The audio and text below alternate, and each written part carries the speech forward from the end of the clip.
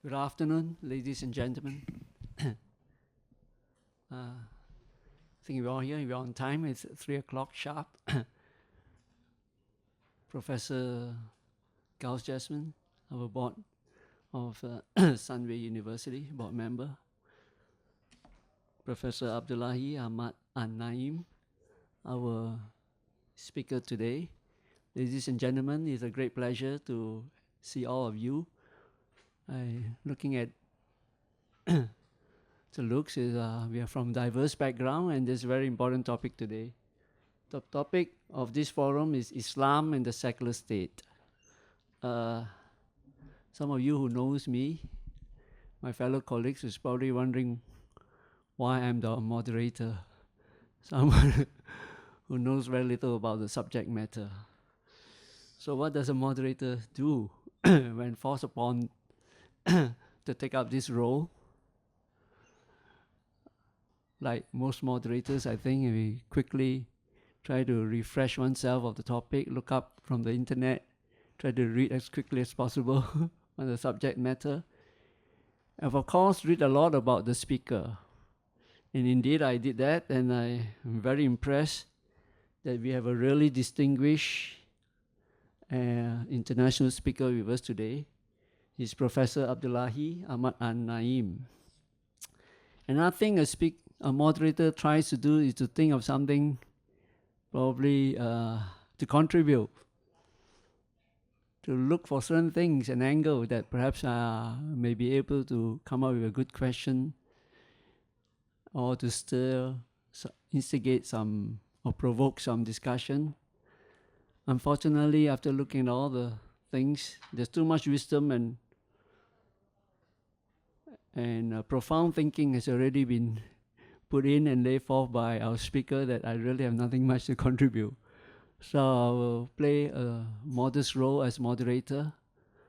I will manage the time and manage the space. We have a full house today, so managing space is not an issue. I'll manage the time. How much time do you need, Mr. Speaker, for this session? An hour? We have a 2-hour session. Less than an hour, so we have plenty of time for question and answer. And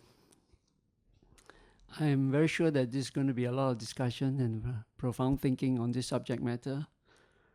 Professor an-Naim is well known internationally, and if I interpret what I've read correctly, he looks at religion from the ground up. Am I right? He looks at how people live religion and formulate theories about it. If I'm correct, it's not about exegesis of text, but that will come later. Professor an-Naim is a professor of law at Emory University in the United States. He was born, grew up, and studied in Sudan, and then we moved over to the United States, and has written a lot of books. An important book that he's written is called Islam and the Secular State. He has also written on Towards an Islamic Reformation, Islam on Human Rights, and many others. So it's indeed a great pleasure for me, for all of us, my colleagues at Sunway University and Sunway, to invite Professor an-Naim to come on stage and to address us on this important topic. Professor an-Naim, may I invite you to present? Thanks. Good afternoon. If you can't hear me, or if I tend to sometimes when I get excited I speak too fast, just wave your hand or something that I try to slow down. I am from Sudan. I am a Muslim, and the subject for this talk and generally the field I work in is profoundly personal, more than it is academic or intellectual. And my struggle with the issues that I speak about, so closer you mean? Okay. So my struggle with the issues is, as I said, a very personal struggle. It is not something that I can set aside anytime. It is something that I am accountable for personally. And I accept full responsibility for what I say. I do not speak for anybody else except myself. And what I say is something that I do believe strongly, that it is something that I have to own and I have to present with a conviction and passion of someone who is dealing with a personal issue. I am from Sudan, and as such, I have struggled with this question since as I was a young person, maybe most of us in this room. I was a student at the University of Khartoum Law School when I started engaging issues of human rights and Islam and politics. And I continued, although I am trained as a lawyer all my life, I have been a law teacher all my professional life, but these questions are the subject of my, as I said, personal struggles and scholarship. The first question I would like to present or mention is question about language. Of course, not that in the obvious way that English is obviously not my native language or tongue, and maybe not most of us in this room, not in that sense only, but in the sense that the problem with language is that we tend to associate layers of meaning and assume sort of implications of the terms that are mentioned, for example, in this title. When we say Islam, immediately images, ideas, associations emerge in our minds, and often it's very difficult to set them aside. And when I say the secular state or secular, this is secular, that means this and the other. So all I'm saying, all I'm requesting is that please bear with me and let us try to suspend to as much as we can our preconceived notions and try to tackle these issues sort of one step at a time. I did promise to speak for less than an hour because in fact I find the discussion part the most useful and for me personally the most interesting and helpful. One aspect of the subject is that the issue of religion and the state, religion and politics, has engaged Western societies and varieties of communities for a long time, and usually it comes out of our colonial experiences for us in Africa and Asia, that we have to manage the issue, and often we tend to assume that our starting point is really the colonial experience or the experiences of our colonial powers respectively, whether French or Portuguese or Dutch and so on. But what I would like to suggest is that we need to start fresh. We need to realize that the religion in the title or in the subject is not the same religion. In fact, the Islam in the title is not the same Islam. And the nature of the secular state is, again, it is not sort of monolithic. So that if we start as much as we can with a fresh outlook at what sort of religion are we talking about, what sort of Islam are we thinking about, and also what sort of state we have in mind, then I think we are likely to come to a more creative starting point and process of discovery. Speaking, as I say, about the so-called Muslim world, that is predominantly Muslim societies across the globe, from West Africa to Southeast Asia to Central Asia, that all of us have experienced colonialism and have come into the modern so-called age through colonial experiences. And those colonial experiences have not only shaped us, but they have shaped the world into which we came to be as political entities. That is, prior to colonialism, that there used to be states, obviously.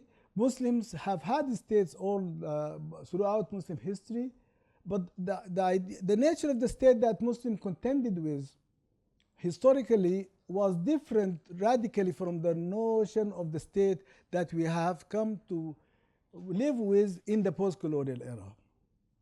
I think this point is important because we tend to project back into Muslim history notions of the state and of the secular and of politics and law that we have experienced in the post-colonial, to project them back into Muslim history and then sort of capture or retrieve that into the modern, into the post-colonial. So I think we already have a multiple distorting images and processes of thinking and understanding. The sort of states that Muslims live with today has nothing really to do with the pre-colonial states that previous history of Muslims have experienced. And therefore, we should not assume that anything that Muslims have experienced in the past is going to be applicable today. And nothing that really that dictates or controls the possibilities of considering the relationship between Islam and the state and politics in the modern era that will constrain us from our past experience. Maybe it helps because I see that we have a very mixed audience and probably very different varieties or levels of understanding of Muslim history and Muslim sources, Muslim ways of thinking. And so let me start with a very brief introduction into the most probably authoritative and the most problematic, I would say, phase of Muslim history, which is the one that is so-called the Medina state, or the experience of Muslims in Medina after the Prophet ﷺ and his companions, his immediate followers, migrated to Medina in 622. The last 10 years of the Prophet's life and mission until he died in 632. Now, that period holds sort of in Muslims' imagination a very powerful position of being like the prototype of whatever it is that Muslims need to live up to. And that in terms of political formations, in terms of social institutions, in terms of legal structures, everything seemed to be drawn from that period. And what I would like to suggest with all due respect is that there is a lot of mythology and a lot of confusion and a lot of misrepresentation in our minds and souls, actually, as Muslims in relation to that period. There is an assumption that it was a period of tremendous tranquility, political stability, social justice. Everything was just simply heavenly. And that people lived sort of in total harmony and that there was mutual respect. I mean, images that we have sometimes for those of us who get to see this sort of Ramadan series or where you have these people dressed in that style and speaking very softly and gently and everybody hugging everybody. That was not the case. And it is shocking for Muslims to realize that was not the case, but it is absolutely imperative that we understand that was not the case. And let me, as I said, I promise to be brief, but I think it is a very important premise or that we need to understand. When the Prophet ﷺ died, and before he was buried, the day he died, and of course, as you know, and probably because of the climate, Muslims have a very strong tradition of burying deceased people immediately. But despite that, when the Prophet was prepared to be buried, but before he was buried, Muslims convened in a shed next to the mosque of the Prophet ﷺ, which was called Saghifat ibn Sa'ida. And of course, obviously, with news that the Prophet had died, a few Muslim men convened into that shed and they were debating immediately, always, as I said before he was buried, about political succession, or you can call it religious succession. At that point, obviously, people were not talking about political or religious. They were just simply talking about what's going to happen now, who's going to be in charge, who's going to lead us as a community. And from that point, Muslims disagreed politically and have not agreed politically since then. So any talk about the Ummah, about Muslim unity, about sort of blessed period of the al-Khulafa al-Rashidun is exaggerated, to say the least. And it's important to understand that, so that we understand that politics was there from the beginning, and there was no way that it could not have been political. People disagreed about who is qualified to succeed the Prophet. And here you get the elements, in that already you get the elements of complexity that come to be relevant today as well. The first question was, is the successor of the Prophet going to be of those who supported him and migrated with him from Medina and Muhajirun, or those who supported and welcomed him in Medina, which is the Al-Ansar? And of course, there were tribal structural issues, customary practices about nomadic Arabia and how political leadership was formed. It is not to say that Arabia did not experience organized states in the sense that we know today. Does not mean that there were no political structures or there was no political culture of understanding the nature of political succession and so on. But it was something that was very different and limited, and suddenly it was confronted with, now here it is, that for the first time those communities had to think of allegiance to an idea as opposed to an allegiance to sort of ethnicity or tribal leadership or types of affinities that are not. In that sense, that it is about Islam, not about Quraysh or Bani Qurayza or this or that and the other.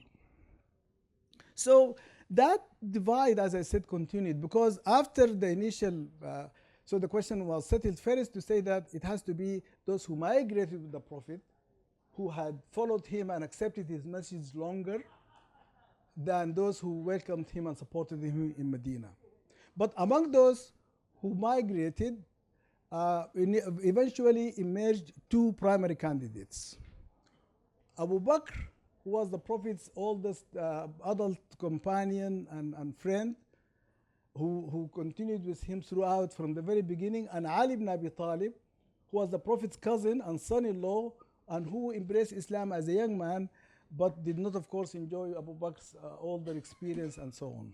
So it came to those two, and here you have it, that when the disagreement was heating up and nobody seemed to be able to settle it, Umar ibn al-Khattab, who came to be the second caliph, he stepped forward and shook Abu Bakr's hand and said, "Here I ubayyu'uka, here I give you allegiance to be the successor of the Prophet."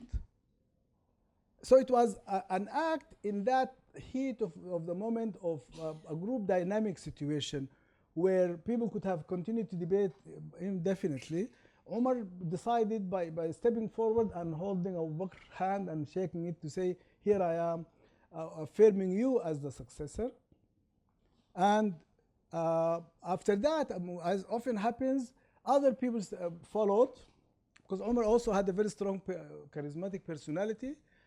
And Abu Bakr was confirmed, except Ali, the contender, did not accept that allegiance and concession, and in fact did not give allegiance to Abu Bakr for at least 6 months to come. So you can see that political sort of dissent and disagreement was there and was strong enough.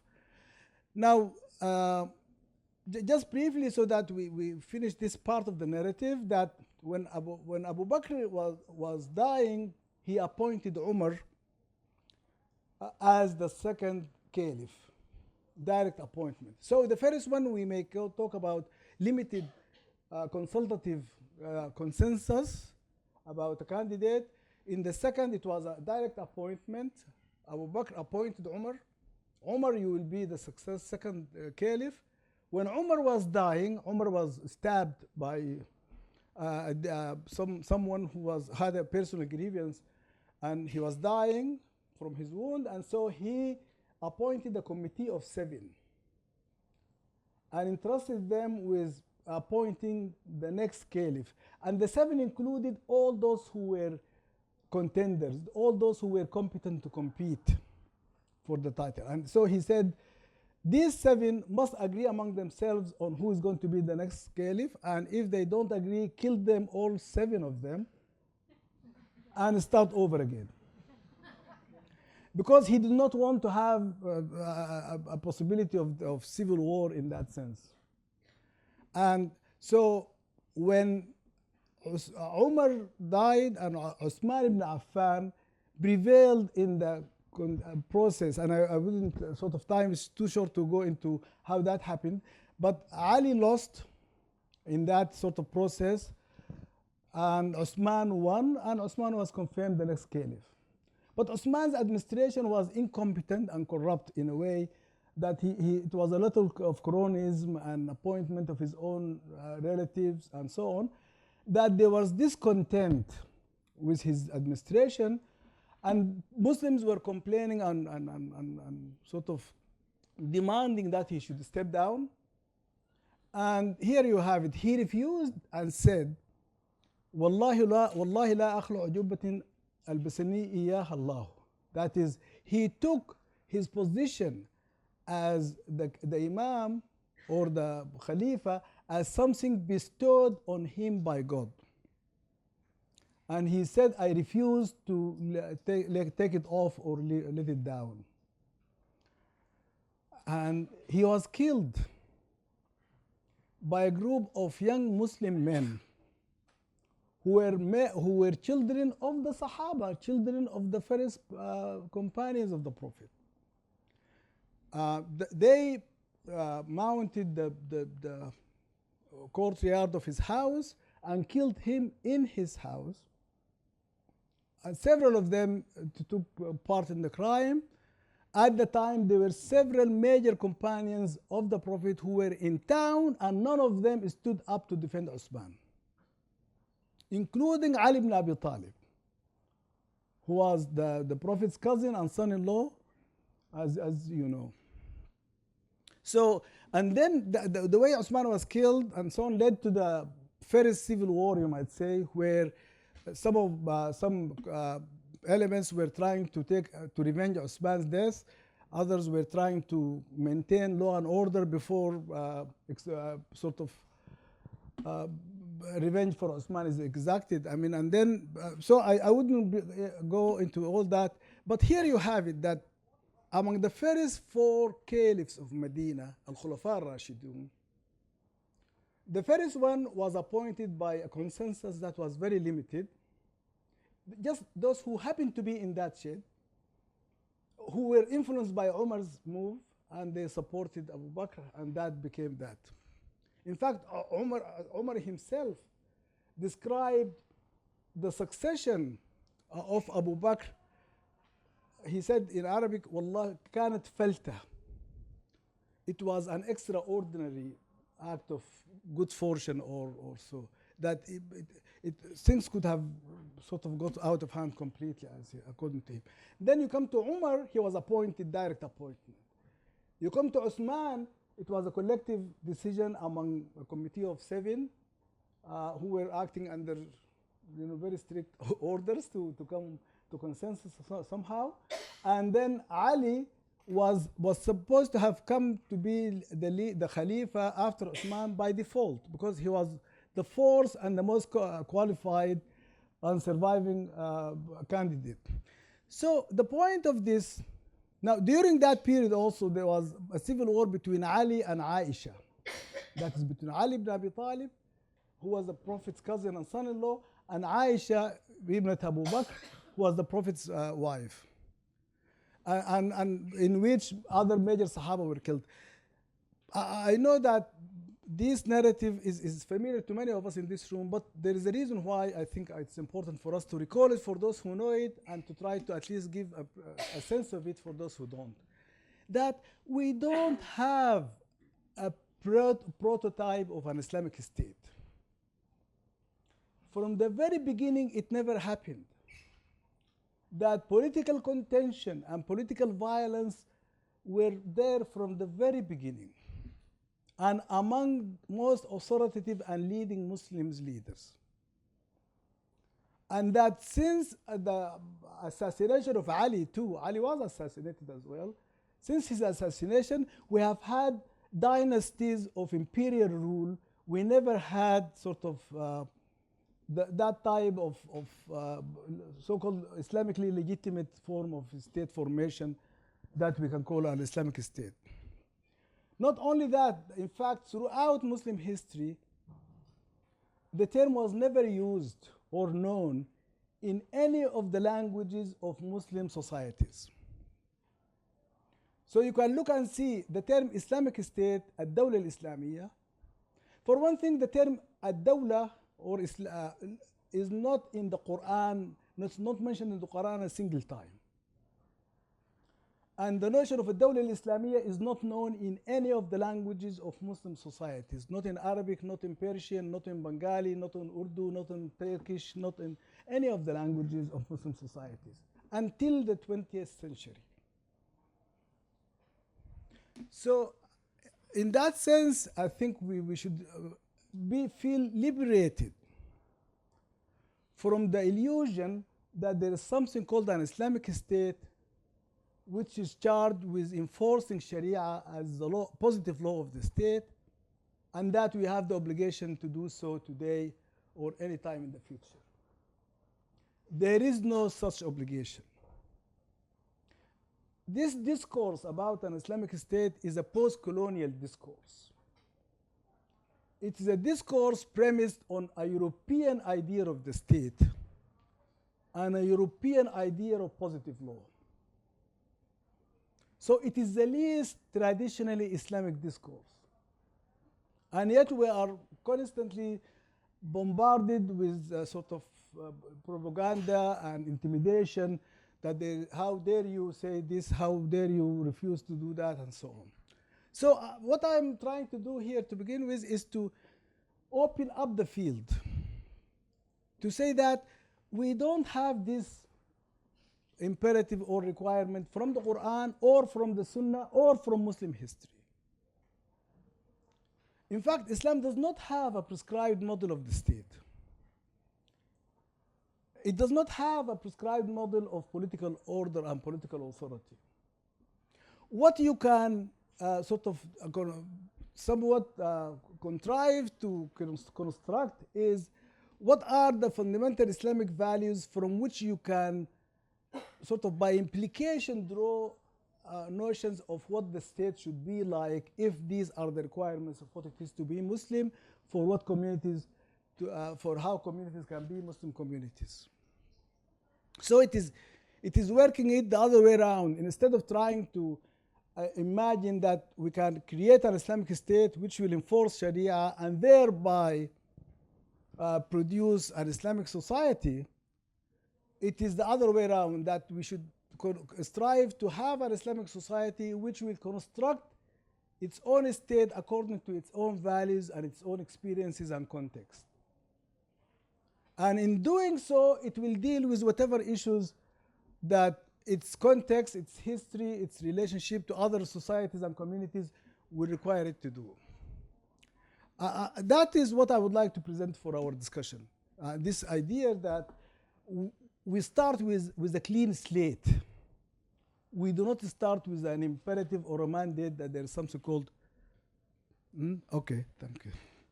Talking about clean slate. The problem is. No, that's fine.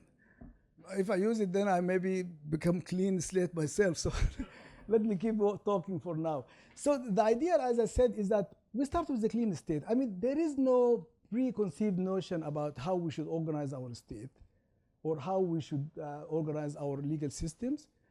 It is up to us, for those who are Muslims, that is, and for those of us who are not Muslims, but part of this so-called nation state, they are as much entitled to have every say on what it is for the state to be and how their condition and situation in that state should be.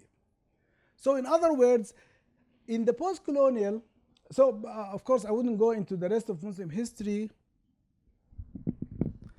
I wouldn't go into the rest of Okay. Is that all right? Okay, thank you. I wouldn't go in the rest of Muslim history to show that uh, we had like all other human societies. I mean, there is nothing exceptional or extraordinary about Muslims. They are people who happen to believe in a particular religion and practice that religion to varying degrees of success and failure. They are engaged in all sorts of atrocities, imperial conquest, socio-economic practices like slavery, like domination of women, polygamy. All of these experiences, you can find similar experiences in other parts of the world, and in that sense, Muslims are neither exceptionally good nor exceptionally bad. They are just people. And as people, we have experienced global colonial domination, and as people, we have emerged of it into so-called nation states, which are part of a global or globally transformed geopolitical relationships. So nation states are not only, so in that sense, European colonialism was spectacularly successful in transforming the societies which is dominated not only by exploiting them and controlling them over an extended period of time, but by transforming their consciousness, transforming their imaginary of what they would like to do and how they would like to organize. So in other words, sometimes I try to explain this point by saying that colonialism, technically the term, may apply to colonization of the United States, colonization of, or rather Northern America, colonization of Australia, where local populations were displaced by colonizing populations. But in Africa and Asia, that was not the case. It was more of a displacement of the consciousness and self-identity of local populations. Our epistemology, our ways of knowing and imagining how we can organize our lives, our legal and economic systems, and so on, that was all transformed. So in a way, it was colonialism, although the populations were not physically displaced. And therefore, when we emerged as post-colonial societies, all of us, including this one, we adopted the colonial model of political organization, the nation state. And we emerged into the global system of state formation that organizes under international law. So constitutionally, we are supposed to be territorially bounded nation states, which are centralized, hierarchical, coercive, and as such sort of structured in a way that will have centralized administration of justice, coercive administration of justice, and so on. And that we are part of an international system in which we really don't have a choice. If we want to be acknowledged as a state, we have to have particular features and qualities. And top among those is the fact that our citizens must enjoy equal right absolutely, that there should be no distinction whatsoever among our citizens. This is not a matter of refined human rights doctrine or a matter of, it is a matter of international law that is, we are all members of the United Nations. UN Charter is a binding treaty. In fact, it is the only universal and binding treaty. That doctrine, that document requires and compels us to respect human rights, and although it does not articulate all of those rights, but equal citizenship is fundamental in that structure. We are not likely to be acknowledged by other states as a responsible state unless we do that, and so on. I emphasize this so that I can go back to the notion of a secular state. It is my contention that a secular state is imperative for the possibility of being a Muslim. So I have two types of argument for a secular state. The first, which I would like maybe to suggest as something of my own personal priority, is that what I mean by a secular state is one that is neutral regarding religious doctrine. And I need that for the very possibility of being a Muslim. My contention is that one or I can be a better Muslim in a secular state than can I ever be under a so-called religious or Islamic state. Because basically it is about, so in fact, let me, I like to quote this phrase or a couple of lines, which are, for those who can have access to the copy of the book Islam and the Secular State, they are the two opening lines in the first chapter. I think it says, "To be the Muslim I choose to be by conviction and choice," which is the only way to be a Muslim. I need the state to be secular. By a secular state, I mean one that is neutral regarding religious doctrine. So I emphasize that my reason for supporting and demanding a secular state is fundamentally Islamic. It is my belief and conviction that the neutrality of the state is conducive to the possibility of the authenticity of my experience as a Muslim. What more compelling reasons could I have as a Muslim for a secular state than that? So on the one hand, what I tried to say in a rather disorganized fashion in the first part of my remarks is to say that there is no such thing as an Islamic state. Never has been, never can be. The state cannot be Islamic because the state is a political institution. It is incapable of having a religion. There is no possibility of agreement of the criteria of the Islamicity of the state. That is, think about it. How do we define the criteria by which a state can or cannot be Islamic? Is it by virtue of the claim of the ruling elites who say our state is Islamic, therefore it becomes Islamic because they said so? Or is it because there are certain particular characteristics that we can verify? And who can verify them? And what if our verification of them changed over time? So let me unpack this because a little bit maybe crowded. The point is that maybe start with a dramatic example. Saudi Arabia and Iran. Both of them claim to be Islamic states. To each other, they are heresies. So which is the Islamic state and how do we know? And if again you can go on and sort of now ISIS is the third contender, to ISIS both Iran and Saudi Arabia as heresies too. And to those two, ISIS is a heresy. So the point is that there is no objective verifiable criteria of what is an Islamic state for us to measure. So what are the characteristics of an Islamic state so that we can decide, oh yes, this is an Islamic state, this is maybe 3 out of 5 an Islamic state, this is maybe 2 out of 6 an Islamic state. There is no way of doing that. More importantly, there is no independent authority or entity that can verify that. Third, there is no possibility of retracting that verification once it is granted. That is for all of us who know how things work now in these complex societies. You know, like whatever it is the entity, that to qualify, you have to fulfill certain requirements. If you fail to keep that standard, your license will be withdrawn. Right? I mean, you wouldn't allow someone to continue to operate as a corporation when they are no longer fulfilling the requirements of a corporation. And so similarly, you cannot allow a state to continue to operate as an Islamic state. So is it a question of once an Islamic state, always an Islamic state? Or is it a state that we can verify how it got to be Islamic in the first place and how it remains Islamic? There is no possibility of an independent entity that can verify that. And you can look more closely at the constitution of Iran and how the supreme leader is above the constitution. And does that make him sort of the verifier of the Islamicity of the state and its policies?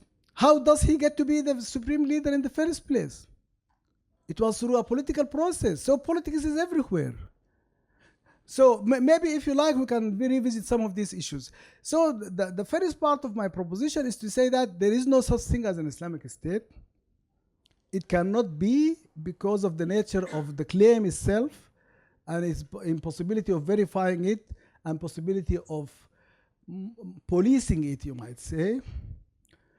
And that, on the other hand, that the nature of states that we came to emerge in the post-colonial era are not religious but may not be secular enough.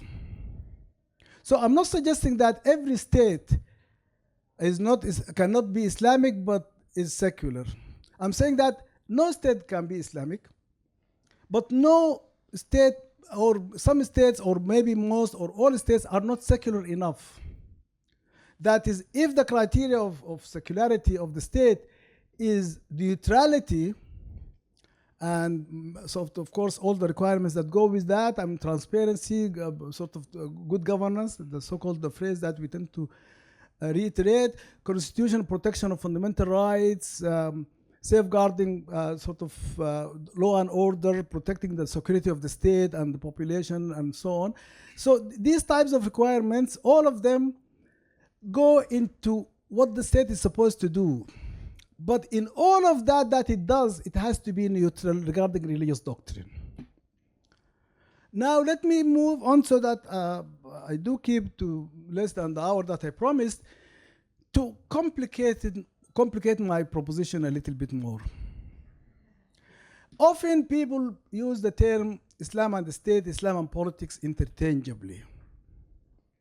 So as if it is the same thing. And my argument that it is not. In fact, I noticed, I'm living in the United States, that this point, I never come across someone who made the point, and I have asked many people to help me identify someone who said it or made it, that there is something wrong about using state and politics synonymously. So Islam and the state is not Islam and politics. My proposition Islam is that Islam and the state must be separate. That is how the state can be neutral as a matter of religious doctrine. And for that matter, of course, depending whatever religion it is, Islam and religion, whatever the state is and the religion is, must be separate. But Islam and politics, I argue, cannot and should not be separated. Simply because believers will act politically as believers. Believers are not going to step out of their skin to act sort of non-religiously and then come back into their skin to be religious. You cannot control the decision-making process by which believers decide on public policy issues or election of people into parliament or appointment into public office and so on. So for those who are religious, of course, by far not all are religious, and not all of those who think they are religious are in fact religious. But the question is that religiosity, to the extent that it is true of any of us, is not something that we can set aside part of the time or for any reason or activity. So in that sense, it is neither realistic, political, neither possible nor desirable, in my view, to take religion out of public life or out of political decision-making and struggles.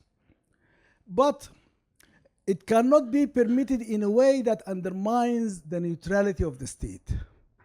So what we are looking at, and maybe that is a letdown, maybe I promised you, it's so simple that we just simply get rid of religion in the state and so on. But no, I'm sorry, it has to remain complicated, that we as a society have to strive and struggle to maintain the religious neutrality of the state in the reality of connectedness of religion and politics. And I think if we think a little bit, we'll see that to be true of every society. It is not only for Muslims, and it's not only in this part or in other parts of the world. So the struggle about how to maintain neutrality of the state in the reality of connectedness of religion and politics is shared. And that what experiences, whether from West European, North American colonial powers, or from the rest of us who have been struggling with these questions like India and others over time, there are certain strategies, there are certain practices that we have found to be helpful in trying to maintain that balance between neutrality of the state and connectivity of religion and politics. And I understand that that the distinction I just made and the implications of it are not easy to grasp in the abstract. So let me try to give a concrete example that some of us may remember or can read about. During the Bush administration, there was an attorney general called Gonzalez, who was notorious for many reasons. But the point or the reason I'm citing his experience for is that during his reign as Attorney General, that is the supreme federal law enforcement officer in the United States, he dismissed several, maybe up to 10 federal prosecutors because they refused to do the bidding of the Republican Party. That is, he got complaints from Republican Party in various provinces, or states, that is, that these prosecutors were not willing to do things that the local leadership of the Republican Party asked of them. For doing that, he was forced to resign. So he was not forced to resign because he authorized torture, he was not authorized for all sorts of other things, but for this, and I'm glad that at least this one did not escape sort of the scrutiny of the so-called checks and balances of the United States system. The point being that the Justice Department is a vital institution of the state. The State Department is a vital institution of the state.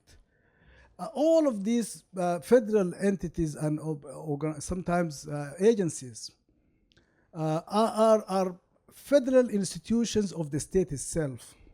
To compromise their neutrality and professional standards and integrity is to undermine the state itself. And the point is that the same Justice Department, the same State Department, the same whatever other agency there is, has to serve succeeding administrations with different political agendas according to the mandate for which they were elected.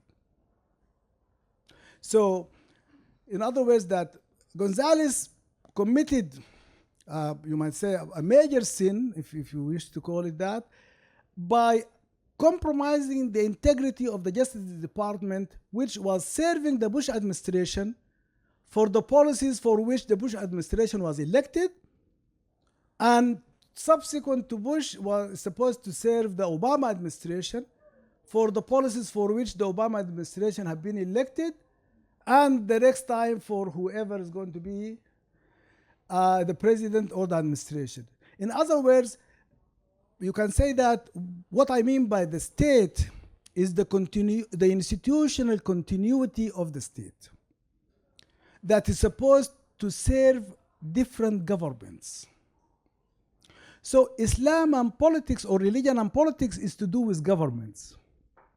Islam and the state is to do with the institutions that facilitate and regulate politics, or other words, the action of governments. I hope that in these remarks I have come to present a somewhat bottom up, as was promised by our chair. You know, when introduced me as saying someone who thinks about religion from the bottom up, I started struggling, how can I do that? But I think it's probably true that I try to do that, whatever the subject happens to be, whether it's human rights, whether it is questions of constitutionalism or religion and the state, religion and politics. But the point is that I think I try to present a view that is least dependent on colonial or neo-colonial discourses about Islam and the state and politics. And that is for a reason. I believe that our true independence and self-determination will be realized when we are epistemologically independent and self-determining, and not only when we are politically. And I think political independence is only the beginning of true self-determination, which is never extinguished, that we constantly continue to struggle to realize our self-determination. There is no point in trying to lament the fact that, oh, colonialism destroyed this and colonial powers continue to do that. Yes, they destroyed all of that and they will continue to do that as well. That is the nature of human beings. They tend to do that unless other human beings stop them. Yeah, and that is really ولولا دفع الله الناس في الأرض الآية. Someone who can help me with it. That is the point, is that the fact that human beings are put up against each other in order to protect vital interests is really part of the divine structure for human relationships. So yes, people who have power will continue to perpetuate their power, whether it is local or national, those or international. And those who are subjected to the power and domination of others will fight back and resist. And over time, it will happen that they will maintain a level of human dignity and protection of rights that will enable them. So nobody who has power will relinquish that power voluntarily. And nobody who is subjected to domination will submit to that indefinitely. And that is لولا دفع الله الناس بعضهم ببعض. So the point is that we have to understand that we have to struggle to shed the sort of the remnants of physical colonialism that remains in our mental colonialism. Colonization is a state of mind of the colonizer as well as of the colonized. So it is a mindset that seem to justify to the colonizer that it is entitled to colonize in order to better and upraise and develop. So we come here not really to dominate and exploit you. We come here to make you human beings who will preserve and protect certain values and so on. So that is the mindset, and they have to dehumanize us in order to dominate us. And we have to shed that state of mind in our own submission to domination so that we will not permit that to happen. But it is not going to be by the colonial stepping back and saying, oh, I'm sorry, I dominated you so long and degraded you and your values and institutions. Now I'm stepping back and you can do whatever you want to do. It's not going to happen like that. But it's not going to continue to happen the way it used to happen, which is for the neo-colonial to continue to dominate and exploit our institutions and so on. So therefore, the starting point for addressing the issue of Islam and the state, Islam and politics, is in this room with every single one of us. Although I am in this country now a couple of days, but I realize there is a tremendous issue at stake here. And my worry is that I don't sense that people are taking this issue seriously enough. And I worry that people are not even prepared to take this issue on seriously enough. I come from a country where intimidation of public discourse in the name of Islam and Sharia have prevailed into pushing our country into being now a pariah among nations. Sudan is extremely isolated. Every single institution of our country has been gutted of any meaning, of any value.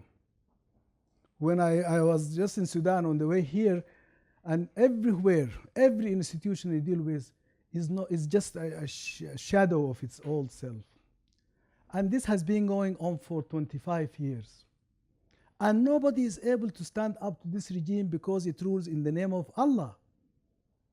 Who are you to tell those who rule in the name of Allah that they are wrong?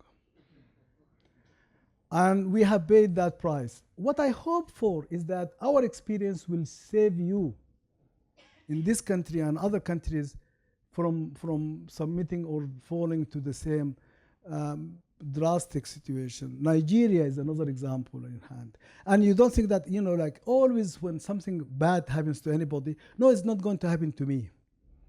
But it does happen to you. And it does happen to everybody else, unless you do what it takes. So if, for example, if there is an influenza epidemic going around, if you don't get immunized, you will get the influenza. You are not going to be an exception to it, to simplify. So the point I'm saying is that the nation state and its nature is a citizenship-based entity. The rights of every citizen in that state are equal.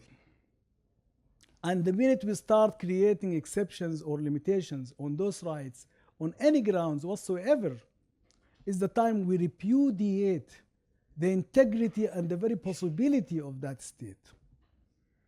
So if you love Malaysia, if you want to keep this country growing and developing in the magnificent ways that it has done in the past at least, then stand up to this and prepare yourself to defend your citizenship by learning about Muslim history, Muslim discourse, since that is the challenge. If there is another type of challenge, face that. But for now, I think the challenge is this.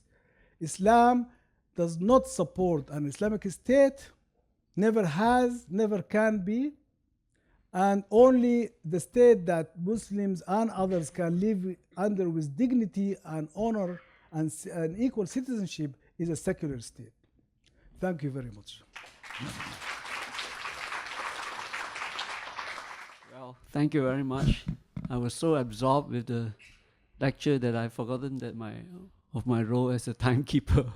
I think I have plenty of time. Professor an-Naim has. If you like, I can do this too. Yeah. Okay. Because Given the since thought, I'm why a don't? teacher. Okay, he's a better teacher than I am. No, I'm just I'm not a learning. good teacher. Why don't I let Professor an-Naim moderate, and we take a few questions at a time, Yes. maybe 3. Maybe I should let you do it because I might get carried away. Not to worry. We do it together. So 3 questions at a time. Just a lot said. Take your time, absorb it, write carefully, be succinct. Okay. Why don't I just do it for the sake of neutrality? 3. The first 3 hands up. Let me count. 1, 2, 3, 4. Okay. Let me start with the lady with the mic. Hi, Assalamualaikum. Prof. Naim, thank you so much for the enlightening lecture. It has come at a very, very needed time. I'm Liana, I'm with Sisters in Islam. I'm a molecular virologist by training. I have a comment and I have a question, and I will try to keep it short. My comment is, I think the problem with Muslims in Malaysia is we have not explored our own Islamic identity. All of us have been educated in a way where we accept something and then regurgitate, as opposed to being able to understand, criticize, and analyze our own religion. That is a big problem because right now our own expressions are being oppressed more and more. So people like me are considered liberals. So that's the comment. The question to you is, I would like your comments on what people are deemed the Sharia index. There's a Malaysian index and there's an international index as to how Sharia a country is. I would just like your comment on that. Can you elaborate? What do you mean by Sharia index? I'm sorry. There is a Sharia index. I don't know.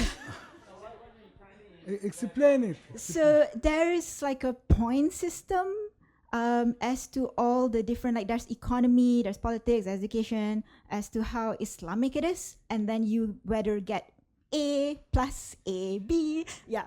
Okay. So it's like a, yeah, it's an index. Like a rating agency. Yes. Thank you very much, Prof. an-Naim.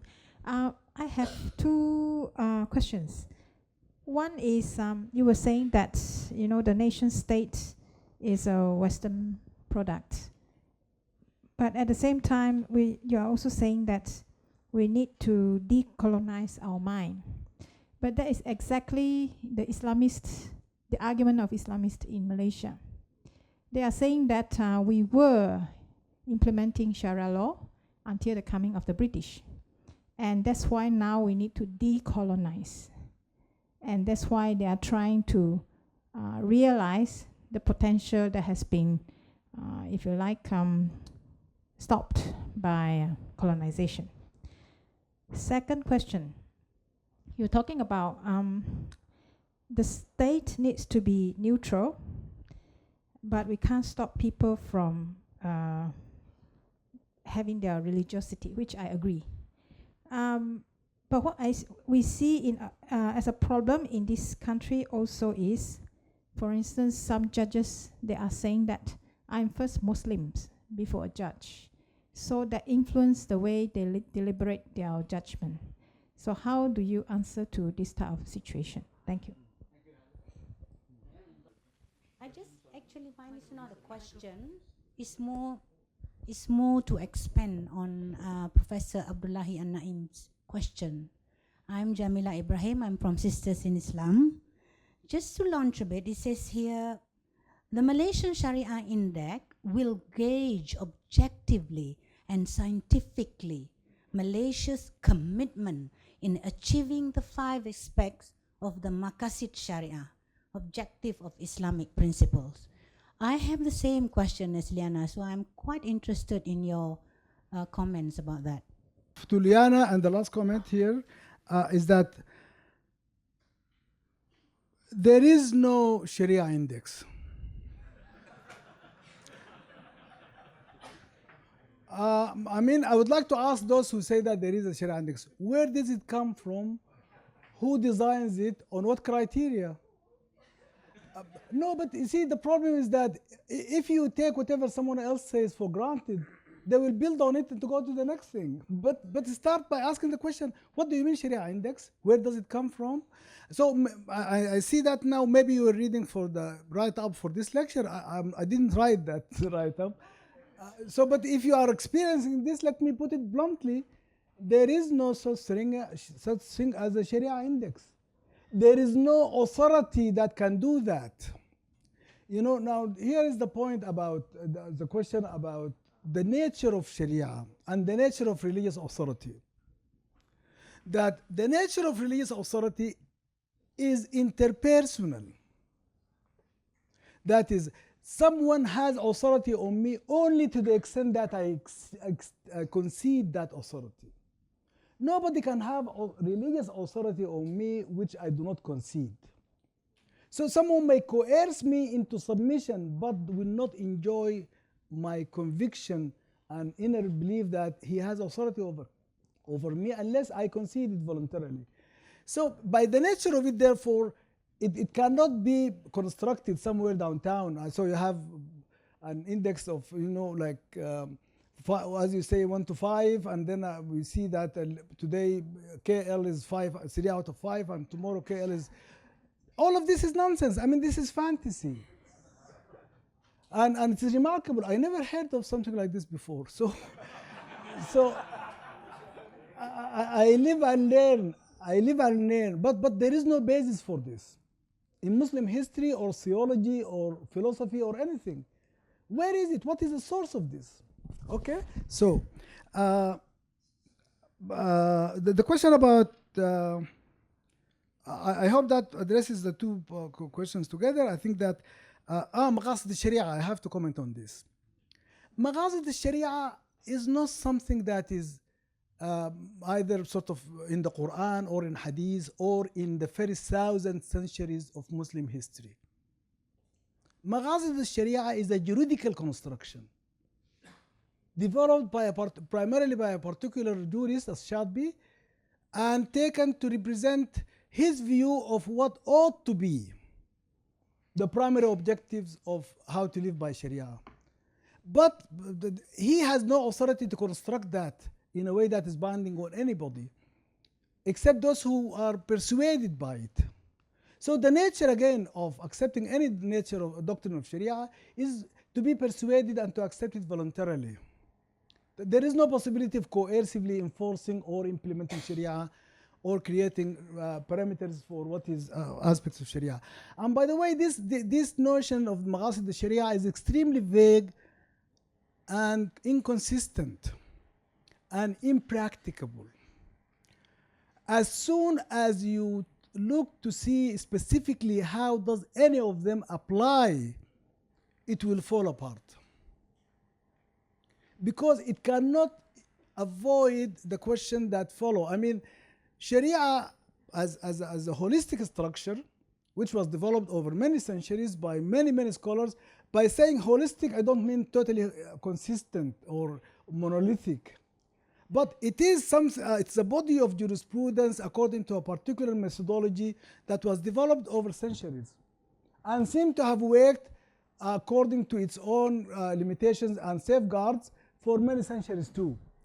But the point about it is that it remains intact until and unless it is challenged on its own premise, on its own foundations, which is by a counter methodology.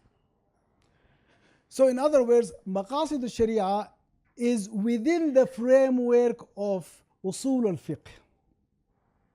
They do not transcend usul al-fiqh. They cannot create exceptions to usul al-fiqh. So if you happen to be a Hanbali or a Maliki or a Shafi'i or any of the other schools, Ja'fari for example for the Shia, and you accept the doctrine of your school within that framework, within that methodology and jurisprudence, you can look for maqasid to help you prioritize and understand, but it cannot help you escape or evade any of the fundamental principles of your school or methodological requirements of your school. So take for example, the example I often give because it's very clear, himayat ad-din, that is the defense of religion. Because you see the thing about the recent, I mean, when Shadbi did this work, many people took it seriously, some others, and that was fine over time. But more recently, it seemed to have acquired sort of a magical quality that it somehow resolves all the contradictions, ambiguities about the nature of Sharia and how it can work in practice. But this is, again, it is a mythology. It is not true. Because as soon as you start looking, okay, you tell me that there is a maqsad, one of the objectives of Sharia is to protect religion. What is your definition of religion? Is it a Sharia definition of religion or something else? If it is a Sharia definition of religion, then it cannot protect the religion of Buddhists, for example. It cannot protect the religions of traditional African or traditional religions anywhere in the world and so on. So Sharia has a definition of religion which requires that the religion, what is acknowledged as a religion by Sharia is one that is premised on a so-called heavenly scripture. And any religion that is not premised on heavenly scripture is not a religion by Sharia definition. And as such, that religion cannot be defended under the notion of maqasid al-Sharia. So I think that we need to question, we need to challenge. When people start talking about maqasid al-Sharia, ask specifically, what do you mean? How does it work? Give me outcomes that they can judge by. Moving on to the question about the pre-colonial and colonial. Again, there is a lot of I think, intellectual intimidation that's going on with the Islamist notions about it is not true historically that Muslim societies were governed by Sharia before colonialism. It is factually not true. And you know your own history. You know the history of this part of the world. And you can go and see, was it true that Sharia governed the pre-colonial history of this sort of Malaysian peninsula? And you see that it is not. You see that the thing is that there was no centralized administration of justice anywhere in the Muslim world prior to the colonial administrations. And that the nature of the relevance of Sharia was primarily based on sort of what I call community-based mediation. It was not centralizedly coercive administration. So you did not have court structures that applied codified principles of Sharia, because how can you have a centralized administration of justice if you do not have codification? There was no codification of Sharia anywhere in the world until the Ottoman Majalla in the mid-19th century, and that was not a comprehensive codification of even a single school, which they attempted to codify the Hanafi school regarding particular principles of property and transactions. But the rest of Sharia was not codified, and even for the Ottomans, they codified their view of the Hanafi school regarding what the state of the Ottomans deemed to be important aspects to be codified. But then look and see. Anybody who says that we used to be governed by Sharia, ask, would you please tell me when and how? When did that happen? How did it happen? What evidence do you have to support your claim? That is how I think we can have an intelligent conversation. And my contention is that if you ask, you'll find that there is no answer. They get away with the sort of the authoritative way in which they make the promise, the assertion. We used to be governed by Sharia, and it's only colonialism that took it away. That is not true. We were not governed by Sharia, and the colonial administration did not magically introduce something else. It is we who over time accepted, and then after the colonial experience was over, continued to implement those types. So decolonizing our minds is, there is a very famous expression of Ali ibn Abi Talib. I mentioned him earlier. He used to speak about when there was a dispute about, that civil war in which he was engaged with Muawiyah. And when Muawiyah and his army raised the Mus'haf, this is relevant today too. Amazing how, those who don't know their history are doomed to repeat it. There was a fight between Ali and Muawiyah over who is entitled to rule as the caliph. And when Ali was prevailing in a particular battle over Muawiyah, Muawiyah's army put al-masahif, the mushafs, في أسنة الرباح, at the peak of their peers, and raised it up, and they said, we adjudicate to the Quran. And Ali said, قولة حق أريد بها باطل. Meaning that this is a statement of truth intended to achieve a falsehood. Because he knew that Muawiyah's army was raising the Mus'haf to avoid defeat, but not with the intention of truly adjudicating their dispute with Ali according to the Quran. But he had no choice but to concede, because he could not reject adjudication to the Quran. Which sounds familiar, don't you think? So the point, therefore, is that the fact that someone says something doesn't make it so. And the notion that pre-colonial experiences was Sharia-based is not true. The notion that we decolonizing our minds does not mean going back to something that we used to have. Decolonizing our minds is to go forward on our own terms as intelligent, self-governing, self-accounting, responsible people. Not to go back to anything. There is nothing that we can go back to. We are not in a position to go back to anywhere, and there is nothing to go back to in the first place. But we can go forward once we liberate our minds from, not everything colonial or post-colonial is bad, but not everything colonial or post-colonial is good either. That is the point. Yeah, I just want your views, or if you could share your views on hudud. Mm-hmm.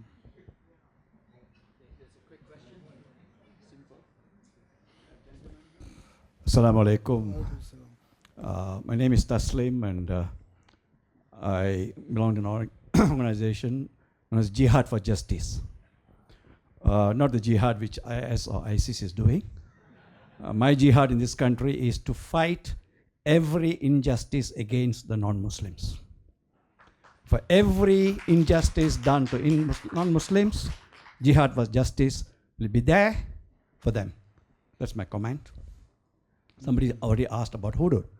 I'm sorry I was late, Dr. Farooq. I was late. I just finished another organization, religious-based organization, which said, I spoke somewhere and I said, Assalamu alaikum, and the non-Muslims are allowed to say Walaikum Salam. Apparently that is against Islam. So I was like 1 hour I had to explain to them, okay? So I need the view. And the question is, the word Islam and secular state is a bad word in this country. How do we overcome that? And one last caution, the moment you said there's no Sharia index, Dr. Naim, I'm worried. You know why? The next time you come into this country, immigration might pack you off. Thank you. My name is Cheah. Okay, I'm just a citizen, Malaysian citizen. Sorry to disappoint everybody that thinks I'm an Arab. Okay, my question is, because Islam spread from Medina to Spain, and you mean to say that there's no state governing this expansion, planning and administering this expansion? So that's my question. Okay. Let me start with the question about hudud. The term hudud is a misnomer. It is not in the Quran. It is not in Hadith. That is, the Quran and Hadith do not describe this collection of punishments as hudud. It does use the term hudud in other instances, primarily regarding the rights of women in family affairs. Tilka hududullah, meaning those are the boundaries that God has made for women to protect women. Don't you dare violate those limitations, but not in relation to the punishments. And anybody who claims that hudud is something that is Quranic or Hadith based, ask them for the evidence for it. Okay. Second, the Quran, the question is, what is the criteria by which you define any crime as punishable by Islamic mandate? So one way is to say that the Quran itself provided for the crime and its punishment. Another is to add, for those who take Hadith to be the second source, is that the Quran or Hadith provided for the crime and the punishment. Now the problem is that in none of the so-called Quranic punishments is the crime defined in the Quran. So sariqa, the Quran says, وَالسَّارِقُ وَالسَّارِقَ فَاقْطَعُوا أَيْدِيهِمَا. That is, it says, cut the hands of the thief, but does not define what is theft. Therefore, the definition of theft is juridical, not Quranic. That is, it is jurists who defined what sariqa is. And the criteria they use is to say that it has to be of a nisab, meaning of the minimum amount, from a hirz, from a locked, secure place, khilsa, in stealth. This is the common of, I'm sure that there are variations, I'm sure your Shafi'i is here, and you may have different, but I think these are the main criteria, or whatever it is that you accept. But in any case, the point I'm making is that the definition of sariqa is juridical, by jurists. It is not Quranic. And it carries quite significant contradictions. Every definition. So when you say sariqa is to steal the minimum amount from a secure place, it steals. So if you take it openly, then it is not sariqa, because they said it has to be in stealth. If you take it from an unlocked place, it is not sariqa. If you have some claim to the property, it is not sariqa. And here it comes, look at this. Stealing public property is not sariqa. Check it out. Because they say that every Muslim has a claim to public property, therefore to steal property, public property is not a crime. It is not sariqa. So the point is that the jurisprudence of these types of crimes is to say that when it is not a haddiyah, when it is not a sariqa deserving the had, it can be punished as a ta'zir. But the problem is that ta'zir can never reach the degree of punishment of the had. So to steal public property, to siphon off millions of dollars from the treasury of your state is not a sariqa. But to steal $10 or 10 ringgit from someone's pocket is sariqa, for which you can have your hand cut off. So the point is that the definitions are problematic and sometimes are radically problematic. I mean, the whole notion of shubha, that whenever there is doubt and how you interpret shubha depending on the discretion of the judge in the case and so on. So there are many ambiguities about these crimes that I don't personally find it conceivable or credible that we talk about them in such categorical terms. These are the punishments that God mandated, and if we no, it is not true. Most Muslim history, people did not enforce hudud punishments. Look back into your own pre-colonial history, so-called, when Sharia prevailed in this country, in this part of the world. Was hudud implemented by sort of historical sultanates and sort of principalities in this part of the world?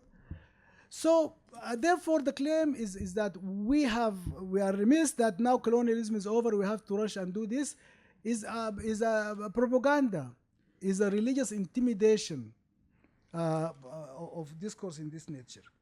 So my claim is that I respect the views of people like Shah al-Muzaffar, whom I personally respect and know for many, many decades, actually, I should say, that this is not a priority. But I would say that it is never going to be a priority. That there are many, many other issues which actually, if you attend to, even if you accept the concept of hudud, but if you attend to the other priorities of true Sharia implementation, you will never need to implement hudud in the first place. So it is, and that the question of, as I said, shubha is really a major sort of safeguard against any possibility of implementation. So I hope that is helpful. Our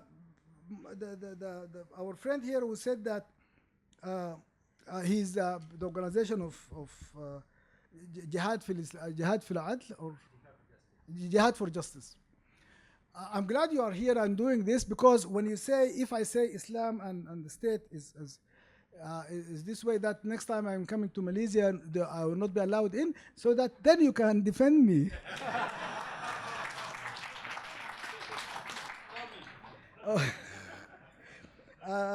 So the point, I think that I was really sad to hear about this notion that Muslims cannot, non-Muslims cannot sort of return the traditional pre-colonial greetings of wa alaikum assalam. I mean, assalamu alaikum wa alaikum assalam is a deeply moving and profound cultural heritage and tradition of all human beings of this part of the world. How dare anyone tell anybody you can't use this as a way of greeting, or that you can use the term Allah? What do you mean? I mean that Christians in the Middle East translate the Bible using Allah as the term for the deity, for Allah subhanahu wa ta'ala. So I mean, this is, allow me please to shock you, this is fascism. It is fascism to be so intolerant of difference. It is fascism to believe that you have such absolute certitude that you own the truth and that you have a monopoly on the truth. People should live according to their own values and their cultures, and if that includes assalamu alaikum wa alaikum assalam, absolutely. What is more beautiful than that, I think? So I'm sorry that, so the question here about, I said that Muslims or Islam spread from Medina to Spain. Actually, it spread from Medina to Spain and to northern India and to Central Asia. And Muslims had states all the time, but none of them was an Islamic state. None of them claimed to be an Islamic state or called itself an Islamic state. Muslims had states. Many other societies had states. And every society, its state, carries its own characteristics, historical and contextual. But the term Islamic State, I put it to you very specifically, and I invite you, look for this term in any language, Farsi, Bengali, Urdu, Malay, in any language before the 20th century. And I assert you will not find it. So to say that they had states, absolutely, yes. So everybody had states. So what is new or what is significant about that? But to say that it was an Islamic state, no. Nobody called it an Islamic state anywhere. Until the 20th century, in relation to a discourse regarding Pakistan, and in particular the work of Muhammad Asad, who was a convert to Islam, who coined the term Islamic State, and also suggested the idea that Sharia can be enforced by the state as positive state law. This is how recent it is. Hi, Professor Naim. My name is Jonathan. I'm an analyst from Penang Institute. I have just a couple of very quick questions. First question, can you clarify a bit more on your distinction between Islamic politics and an Islamic state? So how does that work in practice? For instance, if Islamic party were to engage in politics in order to achieve a certain goal based on their religious convictions, like outlawing of homosexuality, and if they were to be elected in power, how does the distinction between the Islamic state and Islamic politics then play out in practice? Second, very quick question. I just want to press you a bit on your main contention that there is no such thing as an Islamic state. So, based on what I understand from what you said, the reason why there isn't an Islamic state is based on the incredible heterogeneity of different forms of Islam and diverse forms of Islam. So the analogy that I like to put to you is that we may never. Most people on the left don't really consider the Soviet Union to be a communist state, and there probably never be agreement on what is a communist state. So does that therefore mean that there is no such thing? We cannot even conceive of such a thing as a communist state, right?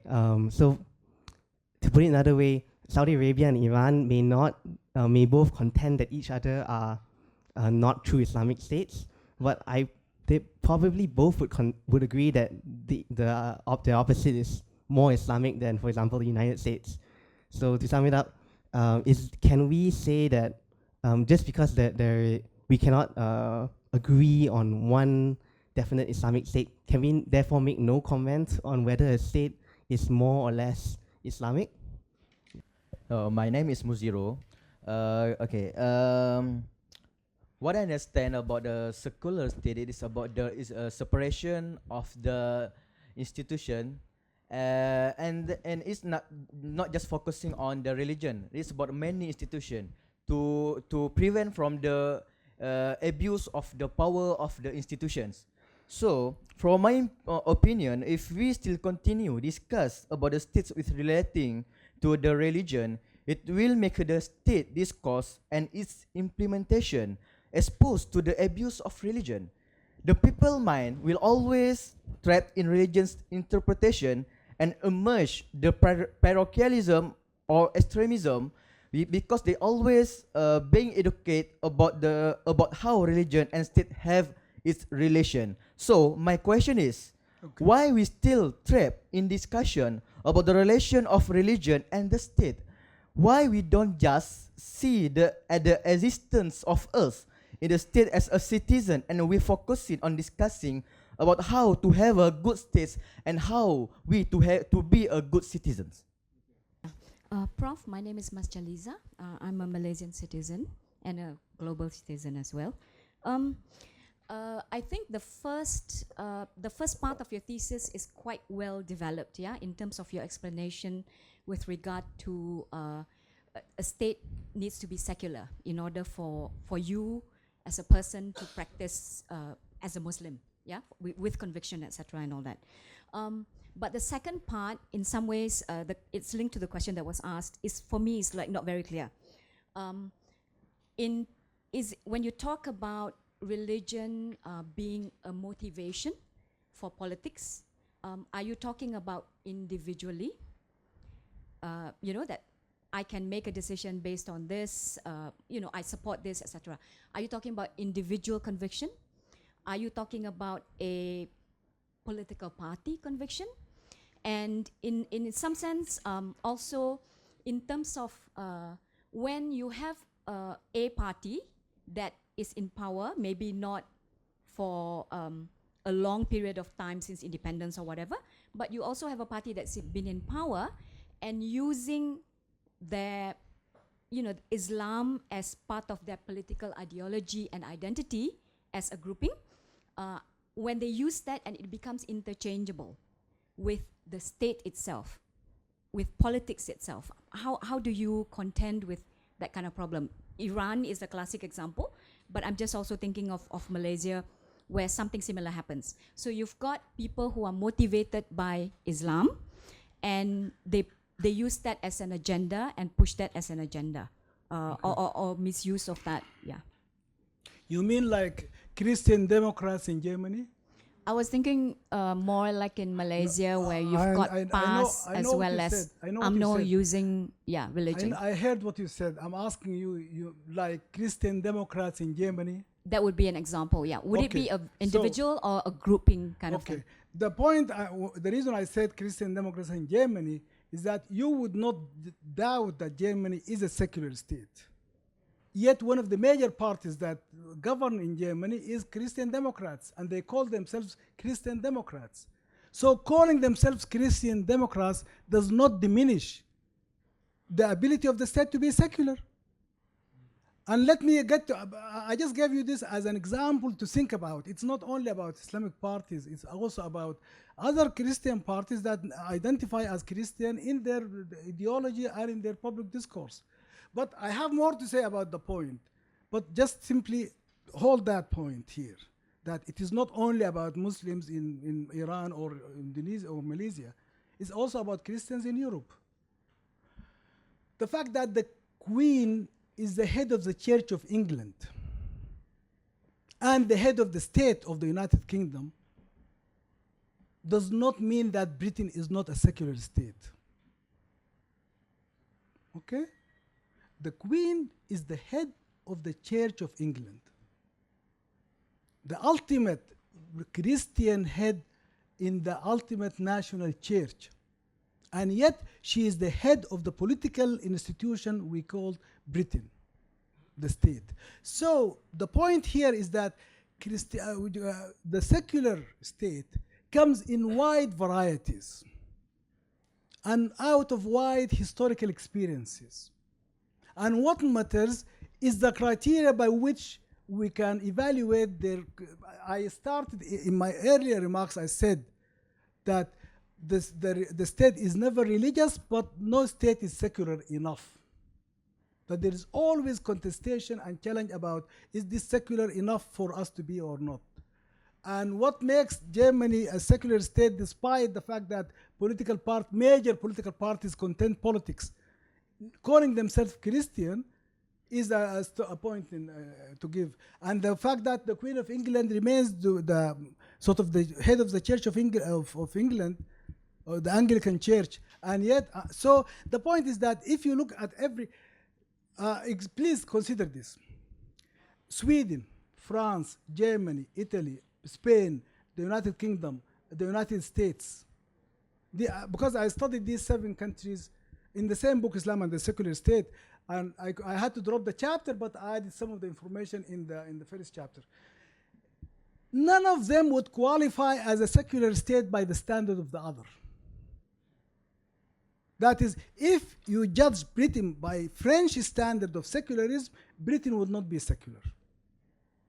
If you judge Spain by the standard of Britain or France, it will not be a secular state. All of them would not qualify as secular states by the standard of the other. The question, in Germany, the state pays for religious education. In Germany, the state pays salaries of teachers who teach religious studies in schools. In the United States, that is impossible to happen constitutionally. So the point is simply that there is a variety of secular states depending on, that's why I started by cautioning against language and the possibility of confusion of language. That the question is, in substance, what happens in relation to the crucial questions about neutrality of the state. Does the fact that the Queen of England is the head of the Church of England diminish the neutrality of the state in the United Kingdom? No, it does not. Therefore, Britain qualifies as a secular state. So the question is, the point about you said, I think it was over there, separation of it was almost like talking about separation of powers rather than separation of religion and the state. Of course, both are relevant and important, but there are different propositions. That is, as a matter of constitutional doctrine, as a matter of political struggle,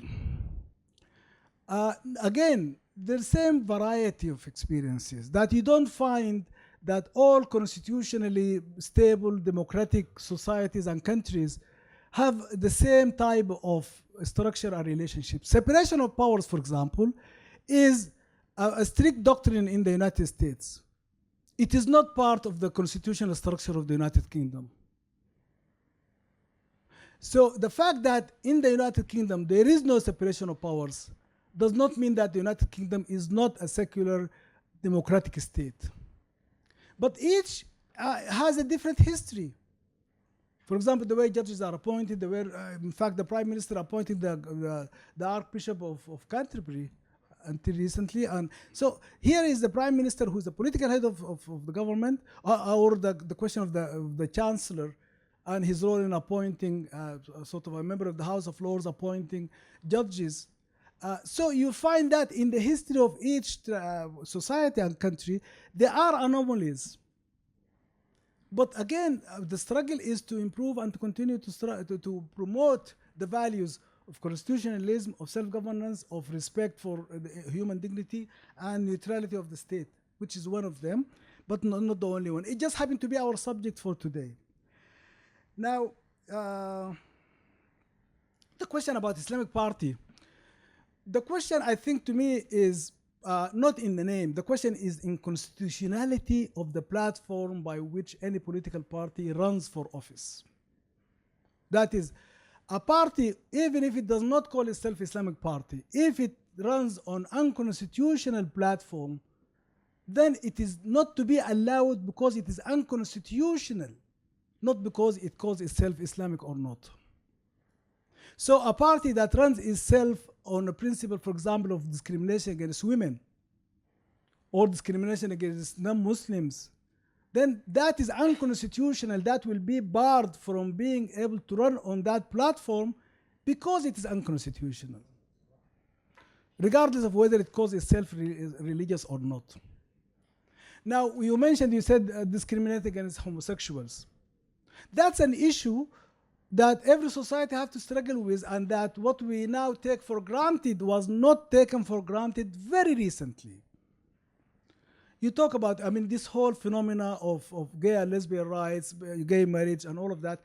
Going back 15, 20 years in the United States, homosexuality was a crime for which people were sentenced to prison.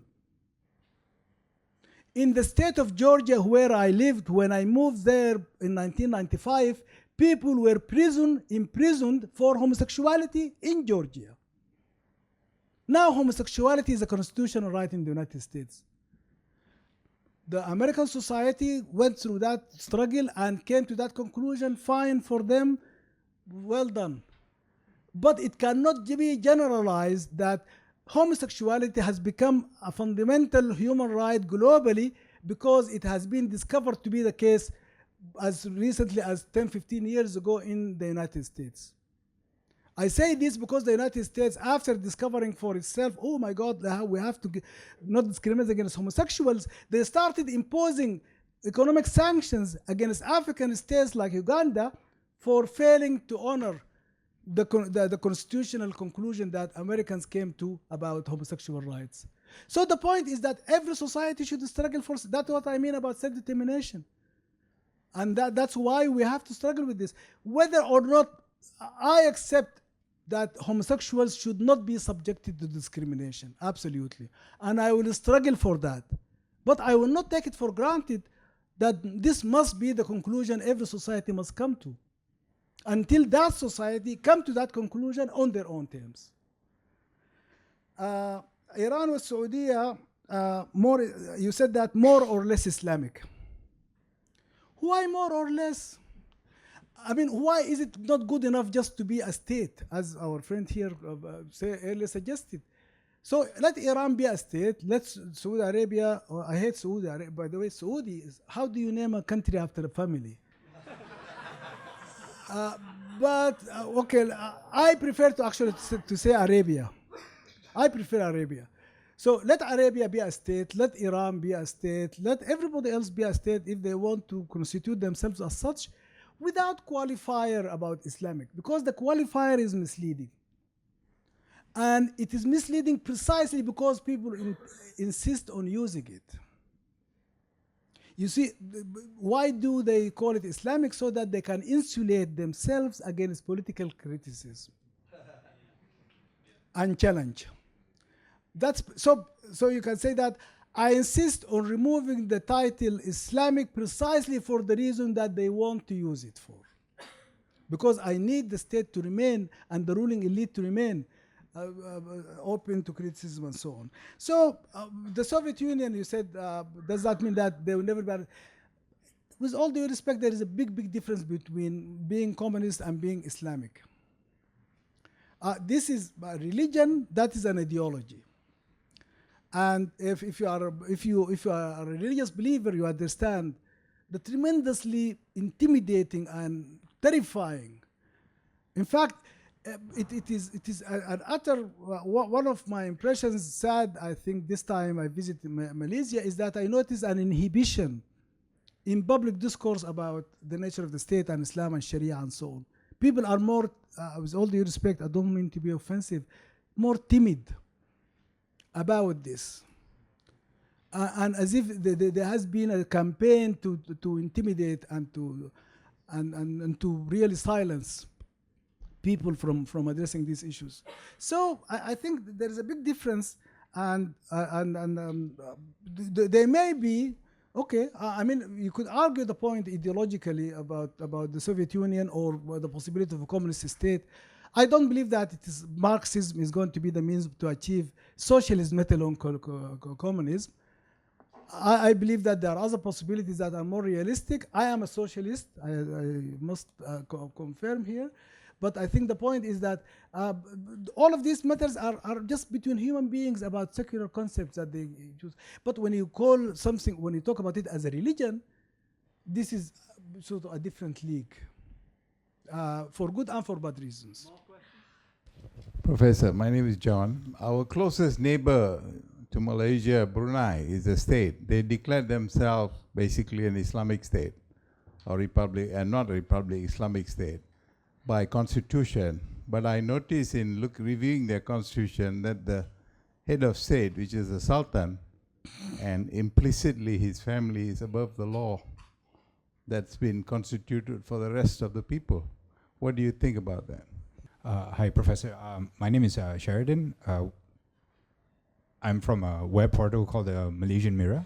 I'd like you to expand on what you said about hudud, because as to also respond to a point that you made about how Malaysians are more timid. I think after several people got arrested and been legally sanctioned for speaking out against religion, so there is more of a fear against speaking out. But nevertheless, it happens. And the proof is that you're here. And I'd like to ask, how would you respond to proponents of hudud, who say that you're right that the code itself is not called hudud in the Quran, but that it is incumbent upon Muslims to support Islamic penal code called hudud whenever it is tabled, and that you just cannot argue against it. That this is in the Quran, this is in the Hadith, and as a Muslim, it is forbidden for you not to oppose it.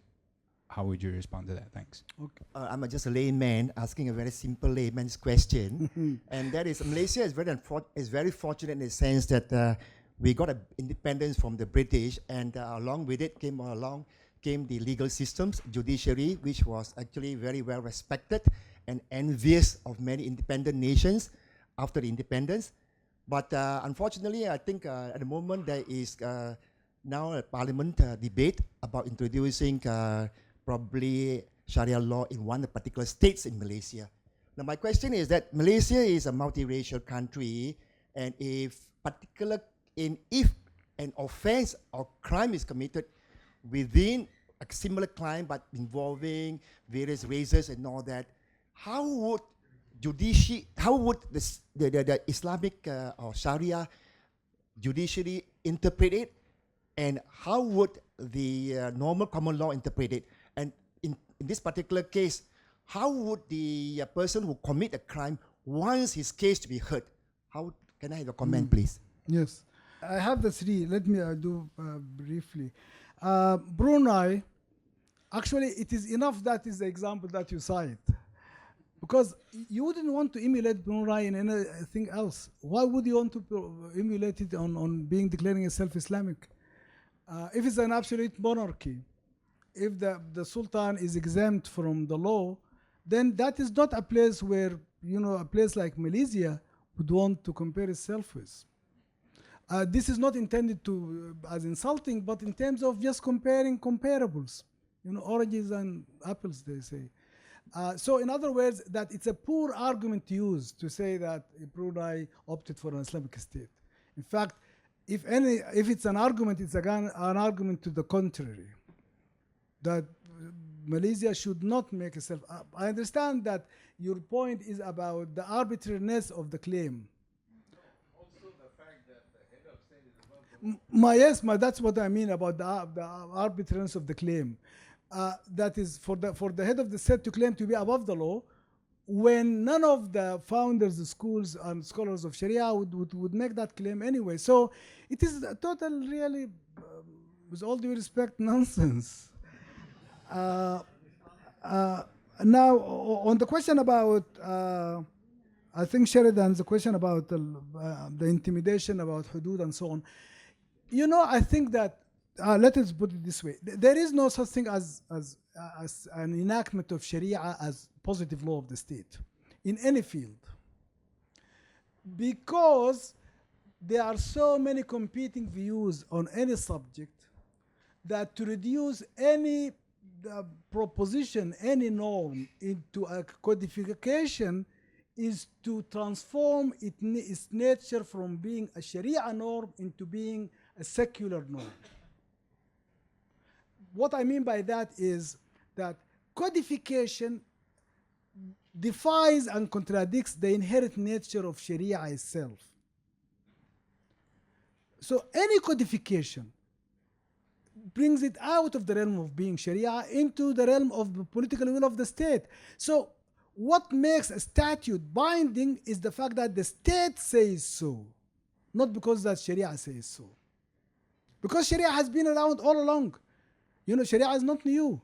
How come that this 3-4 lines of an article or a section in a statute become binding law when it was part of Sharia for centuries without being binding? In the sense that the courts binding on Muslims privately, but not on the states to enforce.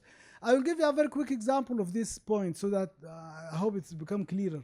In 2000, Egyptian family law was amended to allow for khul', which is a form of termination of marriage, where a woman would buy herself out of a bad marriage, basically, by paying, renouncing her right to mahr, muakhar sidaq, or by paying extra sometimes. So khul' became part of Egyptian family law in 2000 by virtue of the fact that the Egyptian parliament said so. Not because Sharia said so. Because khul' was part of Sharia all along. Yet Egyptian court could not apply khul' in 1999 because parliament did not yet make it law, and were able to do it by 2000 because parliament said so. That is what I mean about how codification is by the political will of the state and not by the religious authority of Sharia. No aspect of Sharia was ever codified. There is a reason for that, because it is not possible to codify. There are competing views on every single issue imaginable. Muslim jurists did not agree on anything, which is to their credit, by the way. To their credit. Definition of a contract, definition of property. What is property? What is immovable property? There are very serious consequences to this. For example, you cannot dispose of the immovable property of a debtor until after his movable property has been exhausted. So if someone declares bankruptcy and so there are very practical, concrete examples. But you will find on this issue, schools disagree. The Malikis differ from the definition of what is property, movable or immovable property, and so on and so forth. It's not only in the major controversial issues, but in every respect. So when you enact, you claim that you are enacting a Sharia norm, you are making a choice among competing views. Whose view you take to enact, and what right do you have for denying those who disagree with you to follow the other view? That is why Sharia cannot be enacted as such. But in people's own personal choices and life, outside the state institutions and coercive power, people can make the choices for which they can be responsible religiously before God. Now, about hudud, why call it hudud? You know, if you want to punish certain crime in a particular way, yes, make it a crime, enact it as such, and punish it as you choose. And just simply defend that and before parliament and before public opinion. So the argument that I use in the book, Islam and the Secular State, by the way, the subtitle of the book is called Negotiating the Future of Sharia. Islam and the Secular State, Negotiating the Future of Sharia. That the future of Sharia is a product of a negotiation. Just like its past has been a product of negotiation. From the start, Sharia was never enacted. There was never a single norm of Sharia that was enacted at any given point. There was never a body of scholars or jurists or whoever who debated and enacted, from now on this is going to be a norm of Sharia. That never happened. It's only people over time accepting or rejecting views as they were presented to them, and those views that remained over time became accepted as part of the corpus of these people. So each according to their own acceptance or rejection of the norm. So that is the nature of what Sharia was historically. But when you say enacted, then it is a moment where the legislature will decide from now on this is the law. That will be the choice of those who said so, which not necessarily the choice of other Muslims who disagree with them. But if you want to make it the law that you amputate the hand of a thief, propose a statute that says so. Have it defended on what I call civic reason. That is with reference to reasons that all citizens can participate in and share. Not by reference to your own religious conviction. So don't tell me that this is a crime because it is haram. The fact it's haram is your business as a believer. Maybe to me it is not haram, or maybe I don't care if it's haram or halal. But the law is a different proposition, because the law governs us all. Religious norms govern those who believe in those religious norms according to their own belief and conviction. So if you want to introduce banning riba, make an economic public policy argument for it. If people are persuaded, ban riba. Then 2-3 years later, as I'm sure you will do, you will discover that you cannot run a modern economy without riba. You can repeal it because you enacted it as a law, and you can repeal it as a law. But if you say, let us prohibit riba because it's haram, who is going to be able to come back and say, let us reenact or decriminalize riba because of what? Because it's no longer haram? So you are making yourself, changing the religious criteria of what. So it is even more dangerous. People who shout at you because you said hudud should not be enacted by the state will really have a heyday with you if you try to un-haram haram. So I think that haram and halal is not the language of law. Legal and illegal is the language of law. Haram and halal is the language of religious believers acting personally, individually, privately, without any coercion from anybody.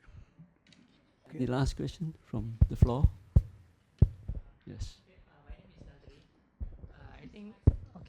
I think we as a Muslim forget that in Islam during Prophet time, we have a city-state called Medina, and we have a society where Muslim and non-Muslim live together. And there was a constitution that we call Medina Sahifa. So I think maybe you can, in this very limited time, you can elaborate what is written inside, or is written in the constitution. The Charter of Medina was not a constitution. And the city-state of Medina with the Prophet was not a state. Because I mean, we tend to, I think earlier on when I was saying that, we tend to project back because we are seeking to drive from that religious authority, of the ultimate religious authority, about what happened at that time. When you call the Medina state a state, then you are implying all the requirements of statehood and the relationship between the governor and the governed and so on. But the Prophet ﷺ was not subject to that. To the Jews of Medina, he was not a prophet. He was a political ruler or leader. And in fact, someone whom they accepted reluctantly. So like many other situations, they submitted to his rule because they could not overthrow him, and they tried, but it was not a religious institution for them. For the Muslims, it was beyond political and beyond religious even, because the Prophet was the source of Islam. That what the Prophet said was Islam itself. What anybody else says is that person's opinion of what Islam is. That's why I have used this term the other day, that the Prophet's experience in Medina was too exceptional to be relevant. Because we Muslims, the Sunni Muslims at least, do not accept the possibility of another prophet. So, but unless you can have another prophet, you cannot have the Prophet's experience in Medina. I'm accused of being a heretic all the time. I think it is heresy to imply that you can have something, you can replicate something that the Prophet did. The Prophet was ma'soom. That is what we believe. No other human being is ma'soom. So therefore, talking about the Prophet's experience in Medina as if something that we can replicate is not really tenable and so on. The Charter of Medina was a compact, because you see the term constitution, just like many other things, we tend to overuse it. The Quran is the constitution. How is the Quran a constitution? The Quran is a fundamental religious text. It is absolutely powerful, profound. You read it and it transforms you inside out. But it is not a legal text. It does not provide like a specific relationship between state institutions, rights of citizens, and all the things that you expect constitutions to do. So the Quran is a formative, transformative, not even text to me. It is beyond being text for me as a believer. But it is not a book of law. It is not a code. The Quran has more than 6,000 verses. Only 80 out of the 6,000 has any legal content. And those 80, most of them had to do with very mundane, specific interpersonal relationships. So to say that the Quran is the constitution is misleading. It is really, I mean, if you look for a constitution in the Quran, you will not find it. It is not there. And it is not intended to be there. The Quran maybe will transform me, my consciousness, my values, my attitudes, so that I can write a truly profound and supreme humane constitution. But that will have to be written by human beings for other human beings to be debated, contested, interpreted, and so on. So I think that the Charter of Medina was a charter that was sort of created the basic structure and relationship. It was a treaty between different communities. And it was good that it was made so that you have a peaceful relationship between those communities. So that when one of the communities breached that treaty, retaliation was inflicted by the other parties to the treaty. But I don't think that helps them. So I don't think that is useful to talk about the Prophet's state in Medina as such. Thank you, Professor an-Naim. Thank you. I'd like to thank you, Professor. After listening to Professor an-Naim for 2 highly enriching 2 hours, I'd like to say something. I'd like to thank Professor that I learned something very profound today. Maybe some of you will share with me this profound learning. It's highly educational. I'm a Buddhist. I'm convinced by your lecture that I need a secular state as a Buddhist for me to live my conviction as a Buddhist. Thank you very much, Professor Naim. And I'd like to invite Professor Gauss Jasmine, our board member, to show our gratitude from San and to give a small token of appreciation for your presence today. Thank you. Thank you. I'm learning myself. Thank you, brother. Thank you. Okay.